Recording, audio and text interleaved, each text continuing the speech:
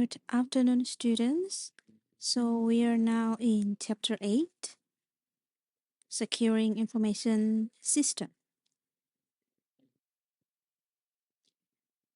For this chapter, we will have case study from the Asia Pacific, which is about the cyber attacks.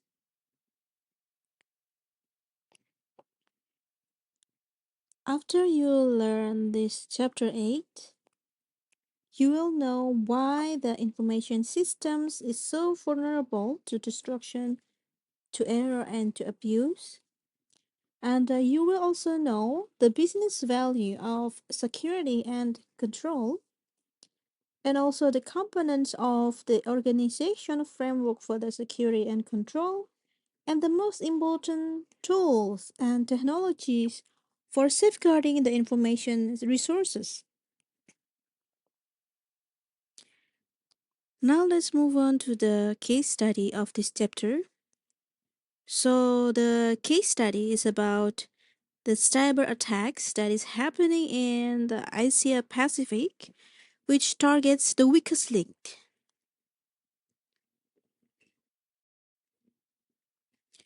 You can read the articles to know more about the study case, and I will explain to you what is it all about. So, cyber attacks in the Asia Pacific targets the weakest link, people.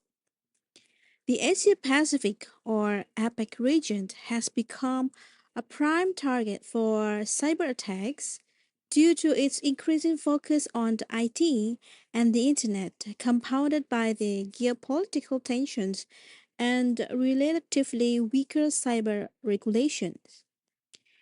In Singapore, particularly, is highly vulnerable due to its pervasive use of technology. For instance, the Singapore Airlines was targeted by the hackers who employed sophisticated phishing techniques, leading to significant data breaches. And the banking sector exemplifies by the Overseas Chinese Banking Corporation, or CBC, has also faced phishing attacks, which prompted the institution to issue warnings and offer security guarantees to the customers.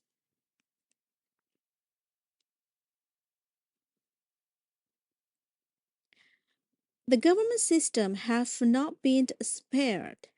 In this case, with the state sponsors attack comprising the sensitive data such as the healthcare record. Furthermore, the internal breaches pose a significant threat with a majority of data leaks originating from the within the organizations. These internal breaches often involve employees exploiting access to customers' data for personal gain. The small and medium-sized enterprise in Southeast Asia are also increasingly targeted with cyber criminals exploiting the vulnerabilities exacerbated by the shift to remote work during the COVID-19 pandemic.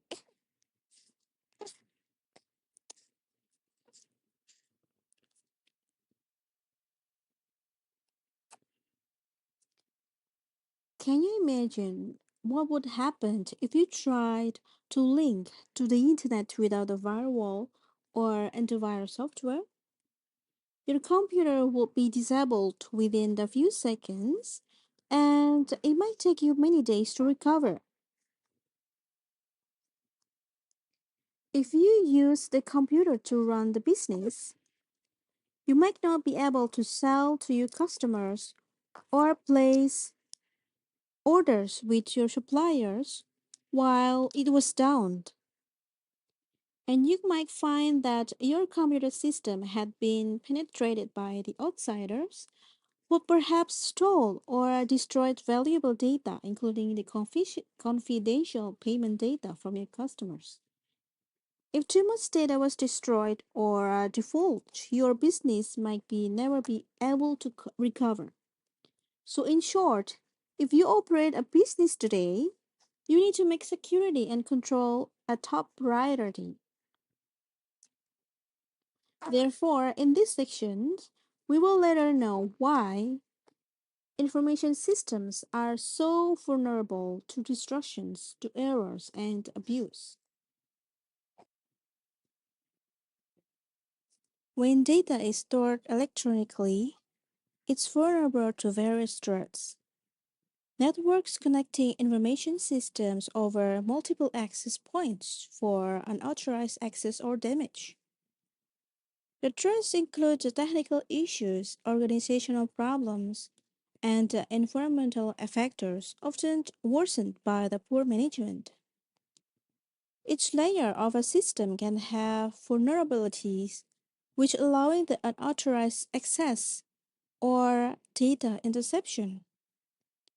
Malfunctions can also occur due to the hardware failures, software errors, or natural disasters.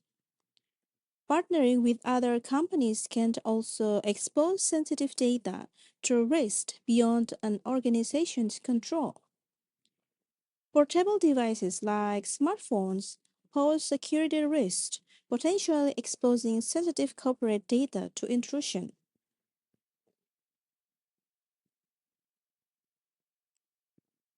This graphics illustrates the types of threats to system security and the points over the network at which these threats are prevalent. Some problems occur at the client computers, others through the network lines, corporate servers, or in corporate hardware or software.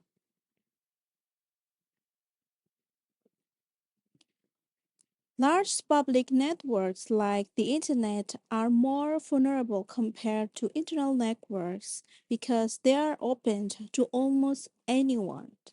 The Internet's vast size means that when problem happens, they can affect a lot of people. When a company's network connects to the Internet, it becomes even more at risk to outside actions. The use of email, instant messaging, and peer to peer file sharing programs has made vulnerabilities worse. Email attachment can carry harmful software or let people into a company's systems without permission.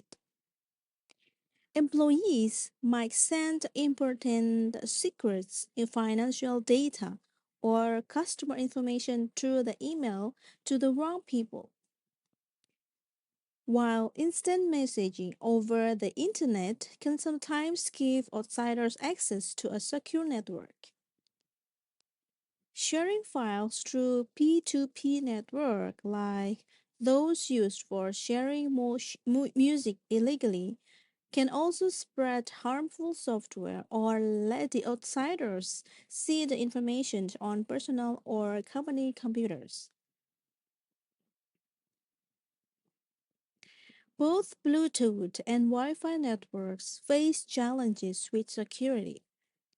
Hackers equipped with laptops, wireless cards, and a special software can easily breach Wi-Fi network using the 802.11 standards. They exploit the vulnerabilities to detect unprotected networks, monitor traffic, and sometimes gain unauthorized access to the internet or the corporate networks. Wi-Fi technology designed for easy communication between devices broadcasts identifiers multiple times, making it easy for intruders or to detect the networks using sniffer programs. And many wireless networks lack basic protections against the war driving, where eavesdroppers intercept traffic by driving near buildings.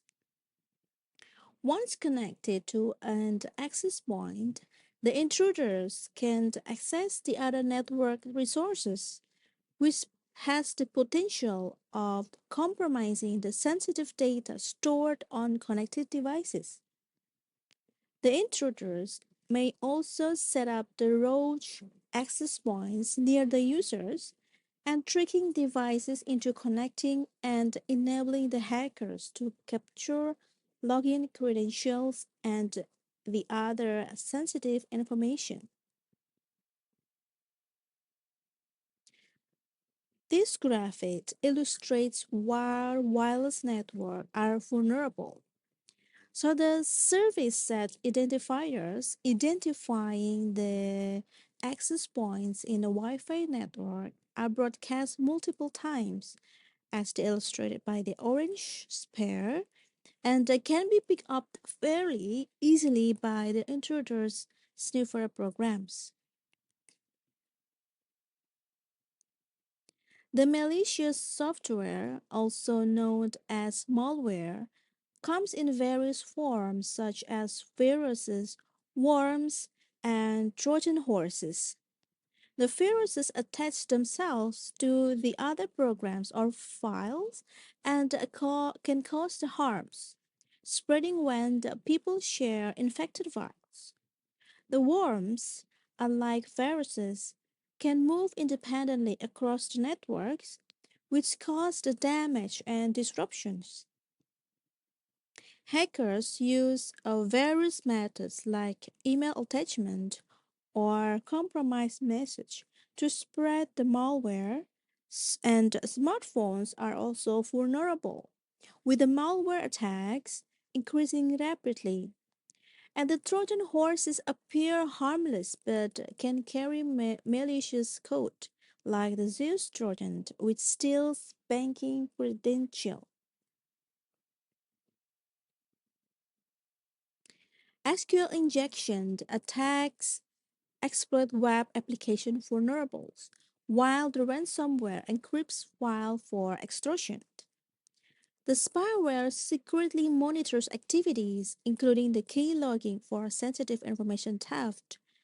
These threats exploit the weaknesses in systems and the networks, posing a significant risk to both individuals and organizations.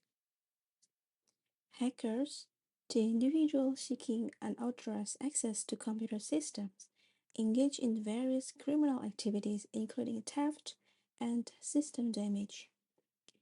They exploit the vulnerabilities in security measures to gain the access and often causing disruptions or damage to the website or information system. Some hackers pretend to be someone else, redirecting web links or setting up fake websites to trick people into sharing sensitive information. We call this as spoofing. Meanwhile, cyberwars are programs that eavesdrop on network traffic, potentially stealing important data.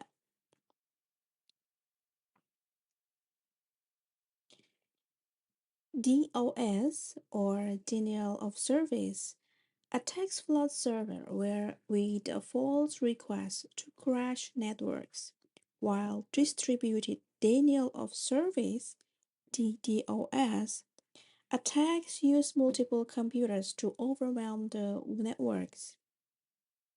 These attacks can shut down the websites, causing the financial losses, especially for the small businesses. Hackers often use botnets, the networks of infected computers, to carry out such attacks, with recent examples like the Mirai botnet causing the widespread of disruptions to the major websites.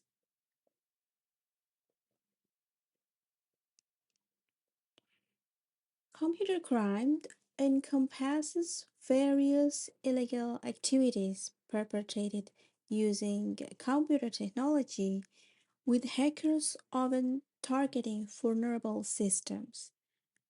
The extent of the computer crime remains uncertain, including the number of systems affected and economic impact. The report suggests significant financial losses with the average annualized cost of cybercrime security for benchmark organizations, reaching 13 millions in 2018. However, many companies hesitate to report such crimes due to the concerns about the reputation damage or involvement of insiders. Among the most economically damaging computer crimes are DOS attacks, the malicious insider activities, and web based attacks.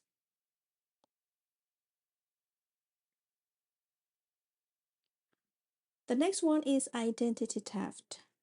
The identity theft has become a major concern with the rise of the internet and the online shopping. It involves someone pretending to be another person by stealing their personal information like social security or credit card numbers.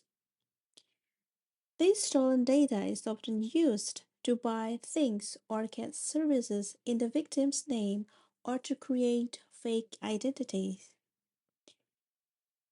Phishing is a common tactic where scammers to trick the people into giving their personal details through the fake emails or websites. They may also use more advanced methods like evil twins, which are fake Wi Fi networks in public places, or farming, which redirects users to fake websites.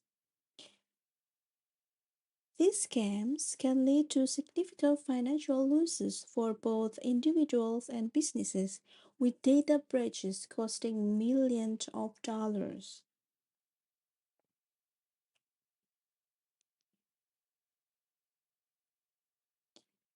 Next is click fraud. Click fraud is a deceptive practice where the individuals or automated programs clicks on the online ads without genuine interest, which costing the advertisers money.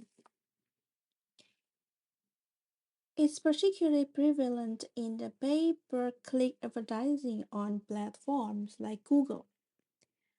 So companies may even hire the third parties to click on the competitors' ads to inflate their marketing cost.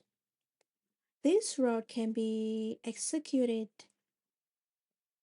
using the software or botnets. Search engines like Google work to detect and prevent click fraud to maintain the integrity of their advertising systems. Meanwhile, the cyber terrorism and cyber warfare pose the global threats with activities like malware, DOS attack, and phishing occurring the worldwide. Sponsored by states, the warfare aims to disrupt and defeat nations by infiltrating the networks. With over 30 countries developing offensive capabilities, defending against cyber threats is crucial, keeping societies resilient on the internet connected system.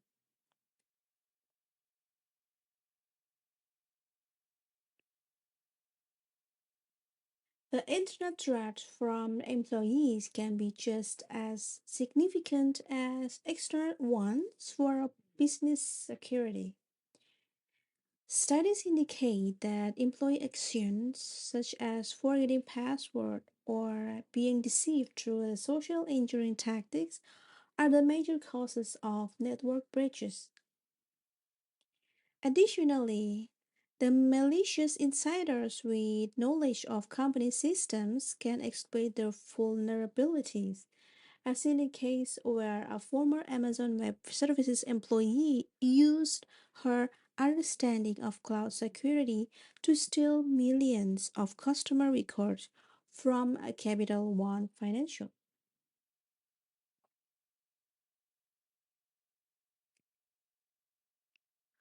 So, software vulnerabilities are a constant worry for information system, leading to productivity losses and security risks. Large programs often contain the hidden bugs that are difficult to eliminate completely. Flaws in the commercial software create vulnerabilities, leaving networks open to intruders. Zero-day vulnerabilities unknown to the software creators are particularly dangerous as hackers exploit them before fixes can be implemented. To address the flaws, software vendors release the patches, but it's up to users to apply them or not. And the process are called patch management.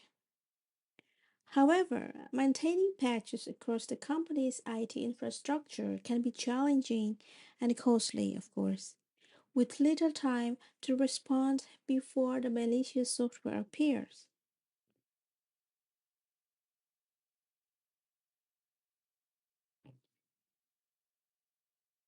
The newly found flaws like Spectre and Well Done come from mistakes in how computer microprocessor chips are made, letting the hackers get into supposedly secure data.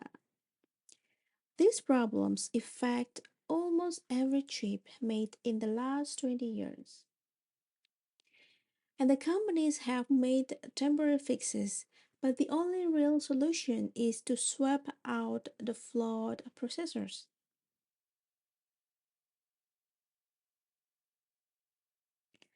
Companies have very valuable information assets to protect. Inadequate security and control may result in serious legal liability. Failure to do so may open the firm to costly litigation for data exposure or theft. So that in this section, we will look at the business value of security and control. A failed computer systems pose a considerable risk to businesses, potentially resulting in significant or complete loss of essential functions. So today, companies are more vulnerable than ever, facing threats to confidential personal and financial data, trade secrets, and proprietary information such as new products and strategies. A security breach can have immediate repercussions impacting a firm's market value. Moreover, inadequate security measures and controls can raise the concerns about liability, highlighting the critical importance of a robust cybersecurity practices to safeguard against potential losses and legal ramification.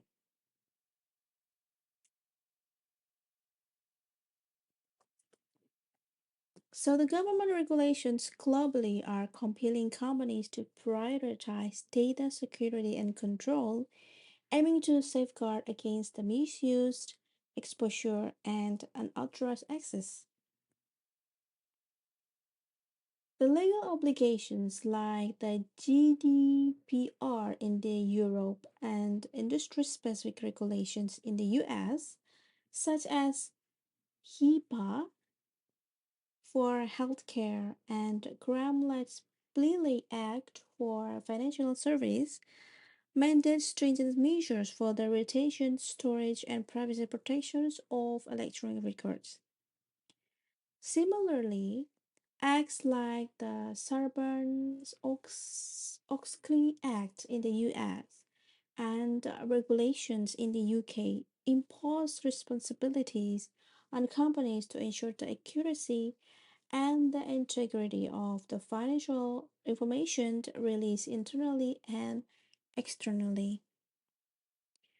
The compliance entails implementing the robust internal controls for the information system security, data accuracy, confidentiality, and availability, reflecting the critical role of technology in financial reporting and record management.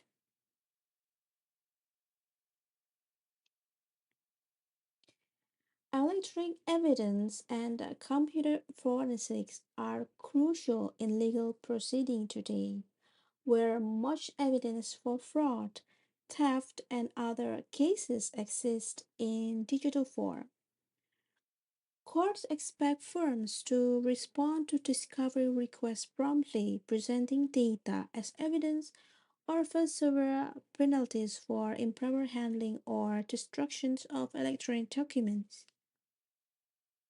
An effective document retention policy ensures the data are well organized, accessible, and preserved for potential forensic analysis. The computer forensics involves scientifically collecting, examining, and presenting data from the computer storage media for the legal purposes. And this process includes recovering, deleting, or hidden data and requires collaboration between IT professionals, security experts, and legal counsel to ensure the preparedness for any legal needs.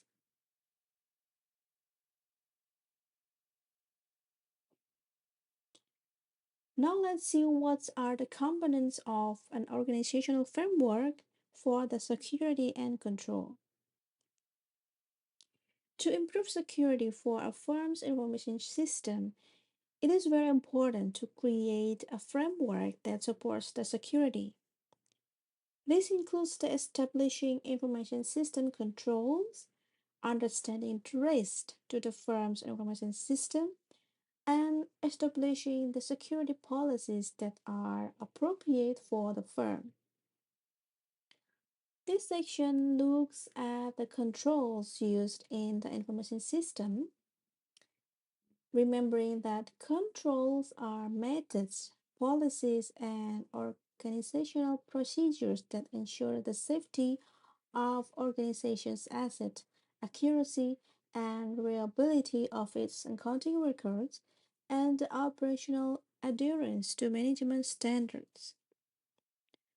The controls may be manual or automated. There are two types of controls. The first one is general controls, and the second one is application controls. The general controls apply to all computerized applications. A list of types of general controls appears on the next slide.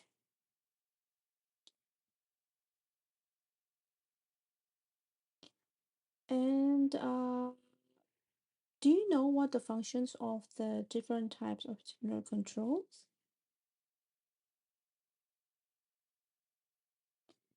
So in this slide, you can see the list of type of general control and each descriptions. So we have here a software controls, hardware controls, computer operations controls, data security, implementations, and active administrative controls.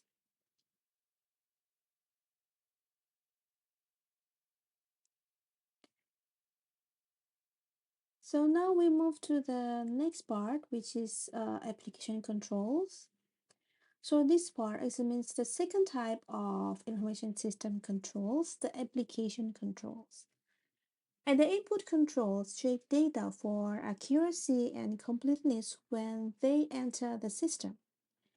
There are specific input controls for the input authorization, data conversion, data editing, and error handling.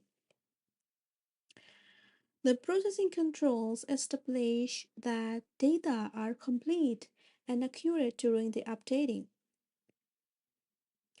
Meanwhile, for the output control ensures that the result of computer processing are accurate, complete, and properly distributed.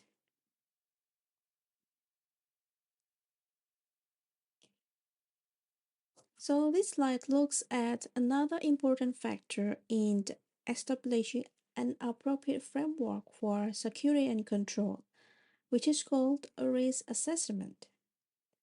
While not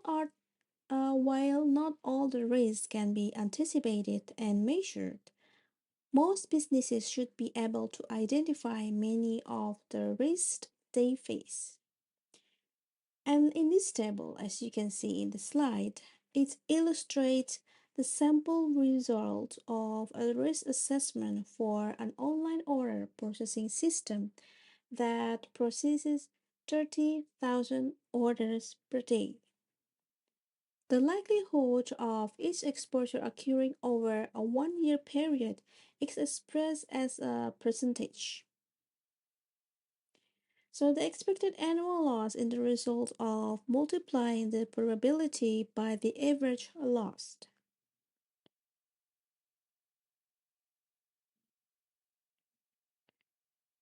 The next slide, security policy. So this slide looks at the need for a firm to establish a security policy to protect the company's assets as well as the other company's policies, the security policy drives, and how the information system support this. It provides the example of the security policy at Unilever, a multinational consumer goods company, which requires every employee with a laptop or mobile handheld to use an approved device and to employ a password or other method of identification when logging onto the corporate network. So do you know what types of issues would be recovered under the AUP? AUP is acceptable use policy. So the type of issues would be covered under an AUP is privacy, user responsibility, and the personal use of company equipment and networks, unacceptable and acceptable actions for every user, and consequences for non-compliance. Next on this slide looks at the area of security policy involved in managing identifiers of system users. Establishing a framework for security and control involves implementing robust identity management practices. This includes employing businesses process and tools to identify legitimate users of the system and regulate access. By categorizing users and specifying their authorized access levels, organizations can control which part of the system users can interact with. Authentication mechanisms are crucial for verifying user identities and safeguarding them for unauthorized access. Identity management systems play a crucial role in this process by capturing access rules for various user categories, which ensure the security measures are effectively implemented throughout the system.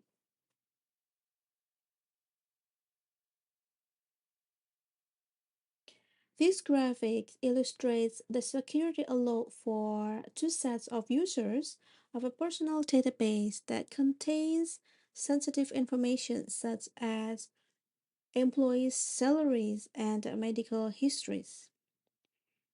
One set of users consists of all employees who perform clerical functions, such as inputting the employee's data into the system, and all individuals with this type of profile can update the system but can neither read or update sensitive fields such as salary, medical history, or earnings data.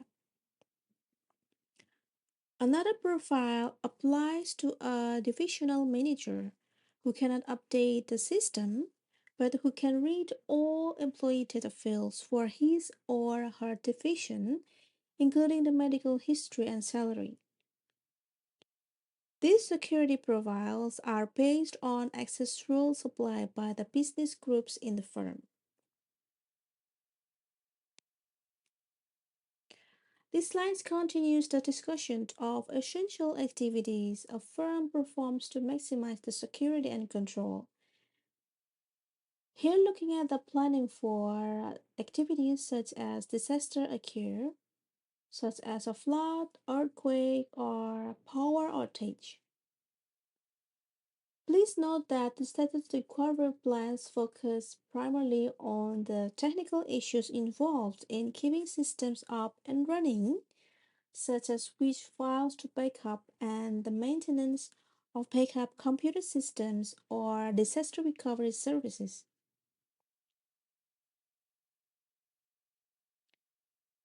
An example of MasterCard, which maintains a duplicate computer center in Kansas City, Missouri, to serve as an emergency backup to its primary computer center in St. Louis. Establishing a framework for security and control involves conducting an MIS audit, which comprehensively assesses a firm's security environment and the controls governing the individual information system. This audit entails reviewing technologies, procedures, documentation, training, and personnel involved in security measures. Additionally, it may simulate disasters to evaluate the response of technology, IS staff, and other employees. The audit identifies and ranks all control weaknesses while estimating the probability of their occurrence. Furthermore, it assesses the financial and organizational impact of each identified threat, providing the valuable insight for strengthening the overall security posture of the firms.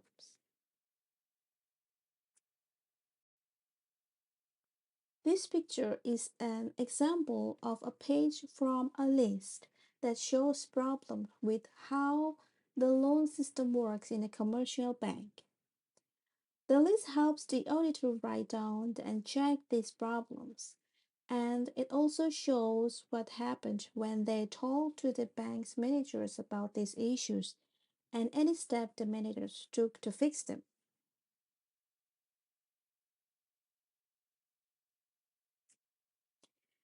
Next in this section, we will know the most important tools and technologies for safeguarding the information resources.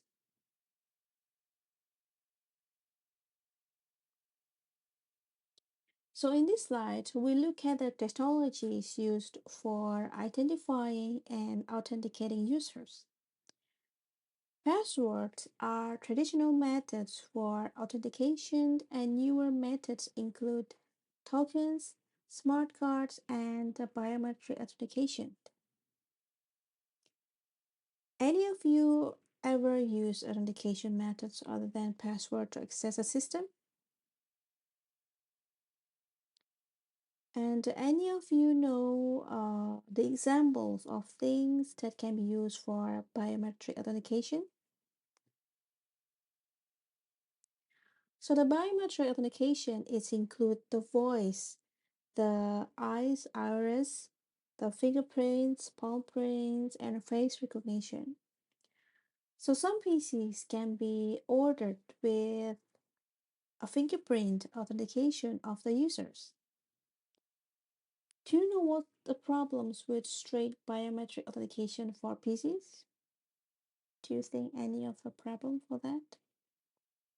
Of course, yes, right? And now the firewall, okay? So the firewall is a combination of hardware and software that prevents unauthorized users from accessing private network. And these technologies of firewall include the static path and filtering, stateful inspection, NAT or network address translation, and application proxy filtering. This graphic illustrates the use of firewalls on a corporate network. As you can see here, a second inner firewall protects The web server form access through the internal network.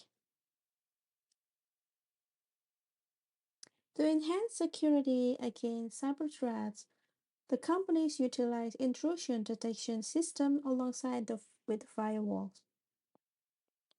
So these systems continuously monitor the networks, detecting suspicious activity and generating alarms when anomalies are found.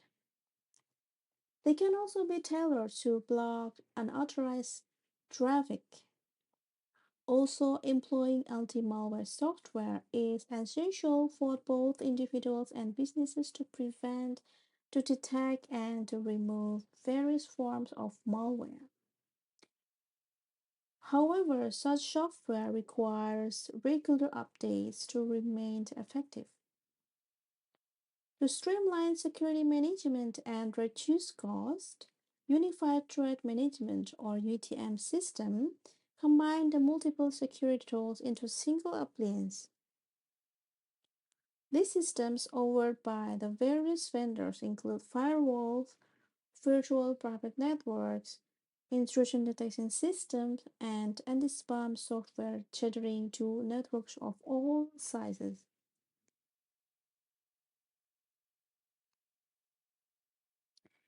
Securing wireless networks is very crucial for protecting sensitive data and preventing unauthorized access. One method is using WEP security, which offers some level of protection. This involves assigning a unique name to the network's SSID and not broadcasting it to make it harder for unauthorized users to find.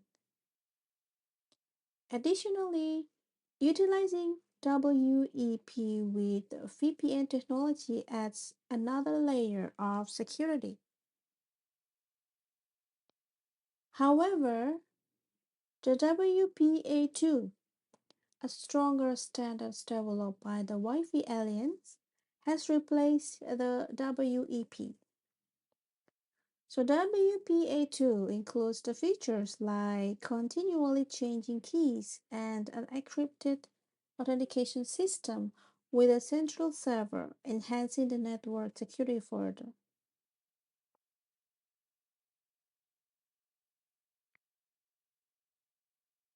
The next in this slide introduces the use of encryption to ensure that data traveling along the networks cannot be read by the unauthorized users. So, what do you think encryption involves? Yes, the use of encryption keys, the numerical code that is used to transfer a message into undecipherable text. The cheaper text requires a key to decrypt it and read by the recipient. Encryption employs two primary methods. The first one is called symmetric key encryption, and the next one is called public key encryption. In symmetric key encryption, both the sender and receiver utilize a single shared key to encrypt and decrypt the message. Conversely, public key encryption utilizes two mathematically related keys, a public key and a private key. When employing public key encryption, the sender encrypts the message using the recipient's public key, and the recipient subsequently decrypts it using their private key. This ensures the secure communication between parties while maintaining the confidentiality.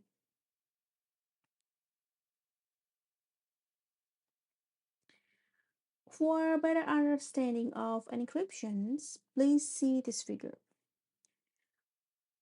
In a public key encryption system, there are public and private keys that locked and unlocked data. The sender finds the recipient's public key and uses it to unlock a message.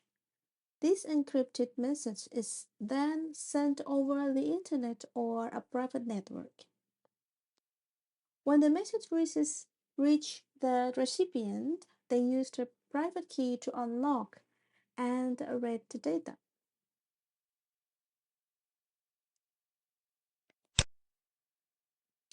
This graphic illustrates the process for using the digital certificates.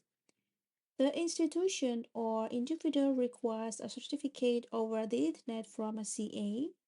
The certificate received from the CA can be then used to validate a transaction with an online merchant or customer.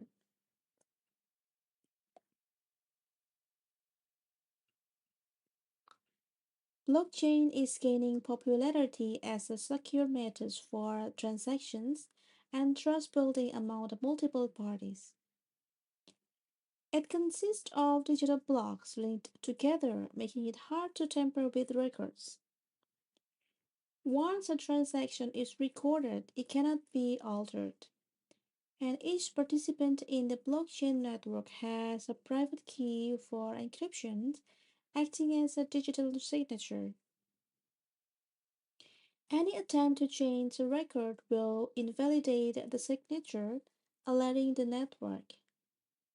Despite its decentralized nature, blockchain still requires careful security measures like any other high security system.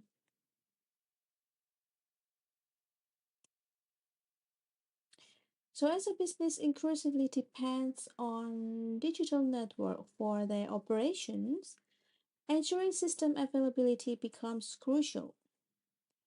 So industries like airlines and finance with critical online transaction processing need have long relied on fault-tolerant computer systems to maintain the uninterrupted service. These systems feature redundant hardware, software, and power supplies, automatically switching to backups in case of failures. So, for companies lacking resources or expertise for robust security measures, outsourcing to manage security service providers is common. So MSSPs monitor networks, conduct vulnerability testing, and offer intrusion detection services with leading providers including the SecureWorks, AT&T, Verizon, IBM, Perimeter Security, and Symantec.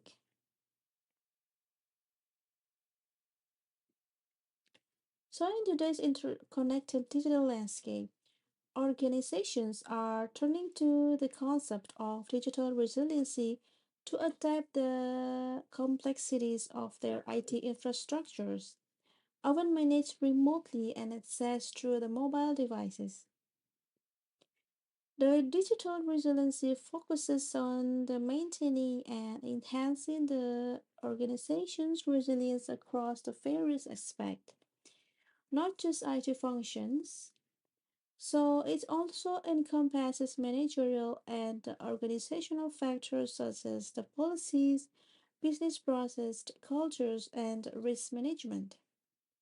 These elements impact the organization's ability to utilize network connectivity, applications, and data centers effectively, which ensure the 24 hours, 7 days availability and responsiveness to business changes. The interact section on the management highlights the PayPal's experience in enhancing the digital resiliency by improving operational effectiveness and reducing the errors in its data center teams, showcasing the importance of proactive planning and measurement in achieving resilience.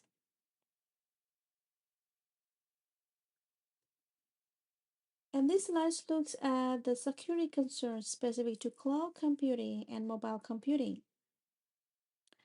Do you know what the key factors are to consider in ensuring the provider has adequate protection or not?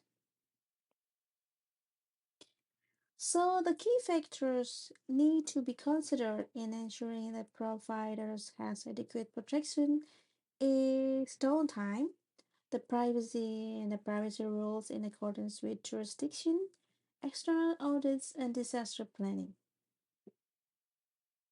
And what's the specific concept are there with mobile devices? So the specific concerns need to be there with mobile devices is include the encrypting communications, theft and loss, and of course the inventory records. Organizations can enhance the software quality and reliability through the software metrics and rigorous testing. The software metrics involve quantified measurement that assess the system performance such as the transaction processing speed and the error rates. Regular use of metrics helps to identify the problems promptly. Effective, effective testing, starting with the walkthroughs during the design stages and continuing with the code reviews and computer runs, is crucial for the uncovering errors. Debugging eliminates identified errors, and utilizing methodologies outlined in learning materials can further improve the software quality throughout the development and the implementation processes.